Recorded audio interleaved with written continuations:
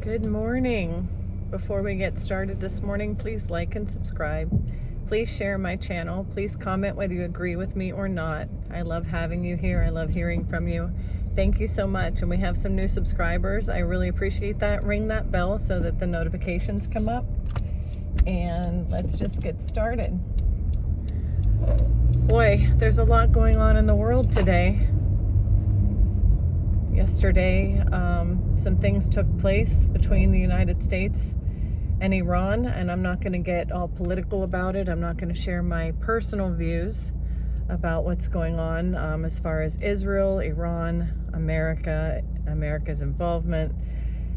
People have a lot of different opinions about what's happening politically these days, but as you know by now, if you know, if you've watched my channel at all, you know that my channel isn't political, and it's not even about really what's going on in this world as much as it is about this world in comparison to the supernatural world, the spiritual world, the world of God, the one where we are all from, the world that we all are, that God is.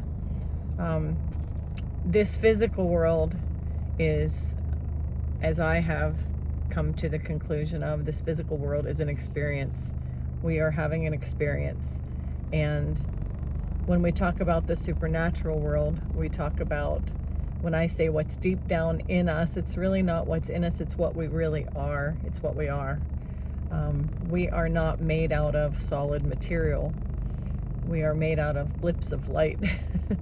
And what is, as far as science is concerned so far, the blips of light are,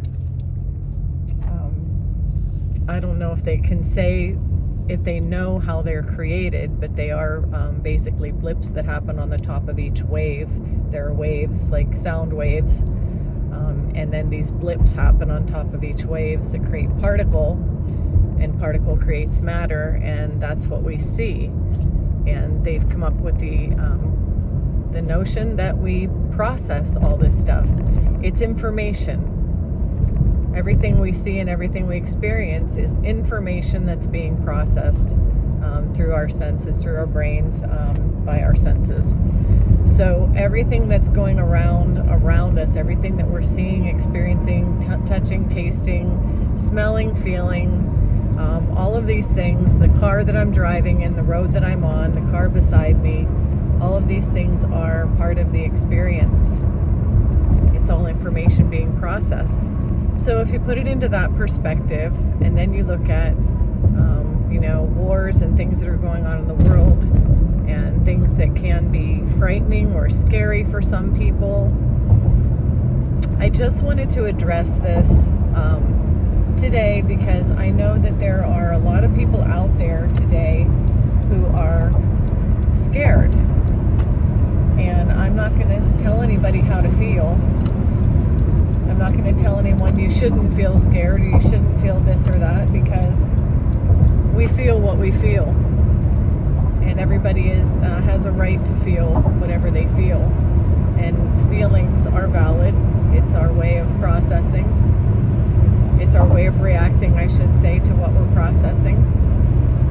And if fear is a response to certain things that you see in the visual, then that is a response. I do want to address, however, the difference between feeling a fear or experiencing fear as a response and living in fear, because those are two very different things. If a response to something is to suddenly have a sense of fear, the best thing to do with that is to take that captive, take a hold of that, because fear doesn't come from God or the higher realms or the creation of what we are. Fear isn't part of that. So we don't want to hold on to it. It's fine to acknowledge it. It's fine to feel it, and it's fine to acknowledge it. But we don't want to hold on to it. We don't want to take it and adopt it and give it a home and let it live there. So the best thing to do with fear isn't to just swipe it under the rug and pretend it doesn't exist. I think that it needs to be addressed. But really, what's worked for me in my life, whenever I find myself experiencing fear over things that are happening in the world, I park it there for a minute and I ask myself, okay, what am I afraid of? What's the worst thing that can happen? What is it really that I'm afraid of? And why? Why am I afraid of this? Those are some deep questions to ask yourself. I was talking to a friend the other day, and there were some fireworks going off. They had a ball game across the bridge, and there were some fireworks going off. And I've always wanted to walk across the bridge and go to the ball game and see the fireworks. I can see them from my apartment every Friday night, but I kind of wanted to walk over there to see them. And I keep saying I'm going to do that, and then I don't do it. And my friend asked me, you're not going to be there much longer anymore. You only have a few weeks. Why aren't you walking over to see the fireworks? And I said, oh, well, I just kind of have gotten to know this city a bit, and I don't mind walking around in the day, but, you know, the fireworks aren't over until 9:30 at night or so, and it gets dark, and I'm not sure if I want to walk back by myself in the dark. And he said, well, I've never known you to be afraid before. And what he meant was, I have walked everywhere. I've walked in downtown just about everywhere. I'm not afraid of, I guess you could say, like, I'm not afraid of offing. I don't know if you can say that word. The D word, the K word, the M word. I'm not afraid of leaving this life. Let's put it that way. When that happens, it happens. I can say that I have a healthy fear of pain. I mean, if somebody were to jump out in the middle of nowhere and it didn't create a complete ending, but it created pain, I don't think I would like that too much. And you know, what it really got down to, I was thinking about it, and what it really got down to is that it's not that I think something like that's actually going to happen, although, I mean, there is a little bit of violence in the city. It happens sometimes. We have fights. We have people on drugs. You know, there are things that take place. We've had shootings. But I don't think that's going to happen to me. I'm not walking around in fear that anything like that is going to happen to me.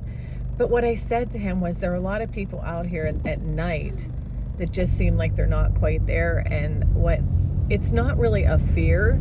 It's just that I don't want to be inconvenienced. And that's what it all came down to. I wasn't afraid to walk at night. I didn't want to have my phone grabbed out of my hand. I didn't want to have somebody try to take my keys from me and have to go get another set of keys. I've had things happen where, you know, somebody just randomly tries to grab something out of your hand. And to me, that's just a inconvenience. It's a pain in the butt. It causes issues. It causes me to have to go find whatever it is they took, a wallet, cards, credit cards. I don't carry cash.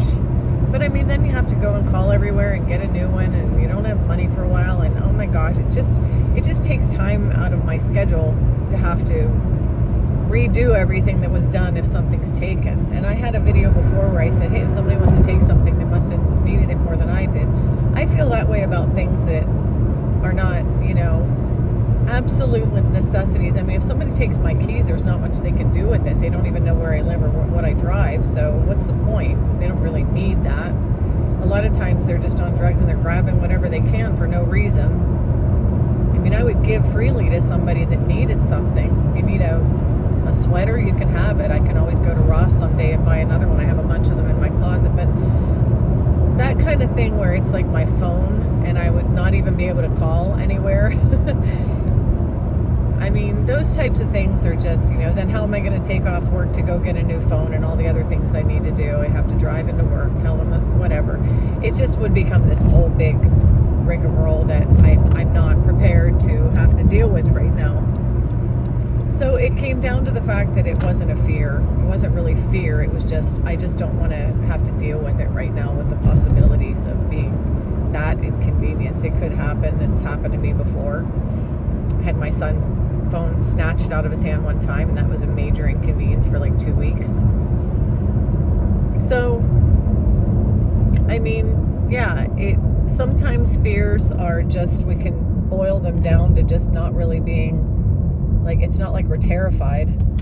We just don't want to because we're thinking that it will disrupt our lives in some way. That's not necessarily a fear. That's kind of a caution. But fear, as far as being just terrified, there are actually people that are terrified right now.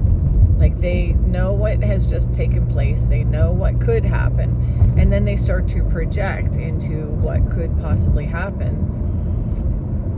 And I was talking to a friend last night, and she was extremely afraid, terrified. And she said, "You sound so calm. How can you be so calm?"